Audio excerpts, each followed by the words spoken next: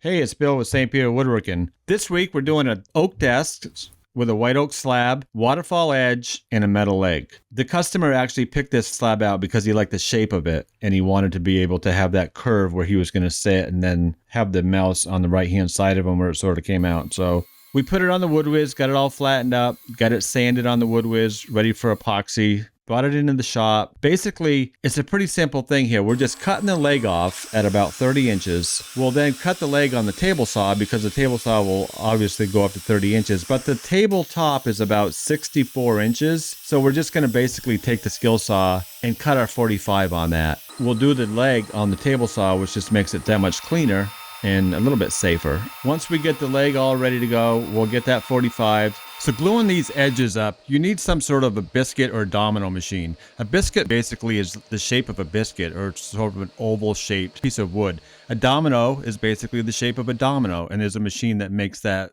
type cut. Here we're using a domino machine.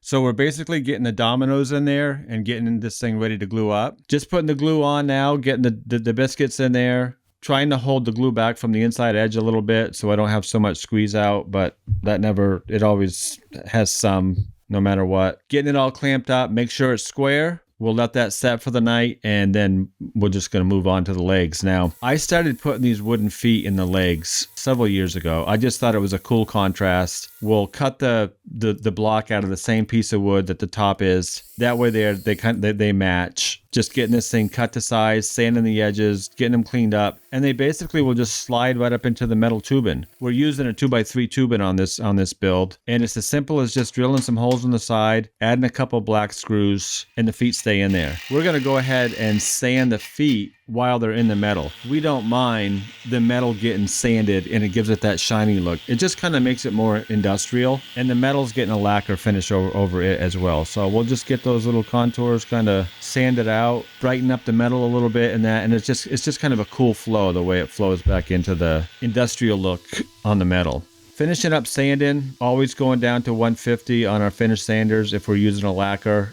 Gives it something to stick to. We don't want to go too far because the lacquer won't stick to the table. If we were doing oil finish, obviously we'd go down as far as 320 but we're using a bar top finish on this, and it's like scratching a scratch ticket. You never know what you're going to get until you put the finish on. And that's the best part of any build, is finally putting that finish on it and just seeing that whole top come to life. Now, this was a quarter sawn piece, meaning that it came from about the center of the log. That's also kind of where the pith is in the log, so this one was a little bit rough. The pith is the center of the tree. It's basically the part that a lot of woodworkers don't want, or sawmills will cut out of quality lumber. We don't mind it. We don't mind the cracks and the splits, and it also is the part of the tree that gives us the quarter sawn look. But when you put the epoxy, a little bit of time sanding, it just came out amazing. The black legs with the black epoxy, all the different character in this thing. Really happy with this build and how I can take a slab, a $250 slab, a couple days worth of work, one metal leg in this case, and turn it into a $4,000 desk.